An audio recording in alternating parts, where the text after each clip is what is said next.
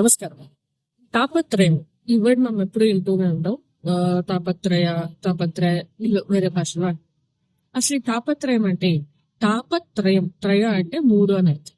తాపము అంటే excessive heat లేదా ఎక్కువగా సఫరింగ్, దాన్ని తాపము. యాంగ్జైటీ అలాంటి తాపము.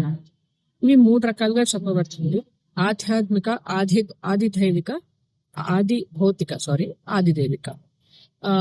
ఆధ్యాత్మిక అంటే సఫరింగ్స్, అంటే ఆధ్యాత్మిక సఫరింగ్స్, అంటే ఆధ్యాత్మికతకి సంబంధించి సఫరింగ్స్ ఏంటంటే మెంటల్ ఇల్నెస్, ఓకే, ఎక్కువగా డిప్రెషన్ కి లోన్ అవ్వటం, యాంగ్జైటీకి లోన్ అవ్వడం, ఇవన్నీ ఆధ్యాత్మిక సఫరింగ్స్ తాపం అన్నమాట. ఇంకోటి ఆది భౌతిక తాపం అంటే ఏంటంటే భౌతిక, పేరులోనే తెలుస్తుంది కదా, మన శరీరానికి సంబంధించి ఎక్కువగా, అంటే ఒక ప్రమాదం జరిగి, ఒక యాక్సిడెంట్ జరిగి, లేకపోతే ఏదైనా న్యాచురల్ కెలామిటీ జరిగి, ఏదైనా పెద్ద ఒక శరీరానికి సంబంధించిన ఏదైనా ఒక ప్రమాదం జరిగితే దాన్ని ఆది భౌతిక అంటారు అనమాట.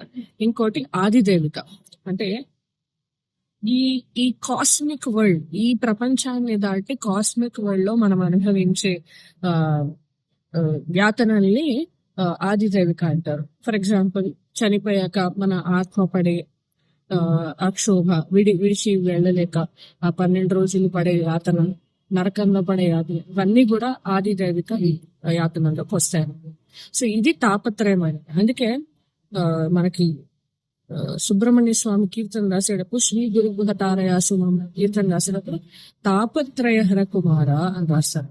అలాగే చాలా కీర్తనలు కూడా ఈ వర్డ్ వస్తుంది. తాపత్రయాల్ని హరించేవాడే భగవంతుడు. ఏమైనా తప్పులుంటే మన్నించండి. జయ శ్రీరామ్.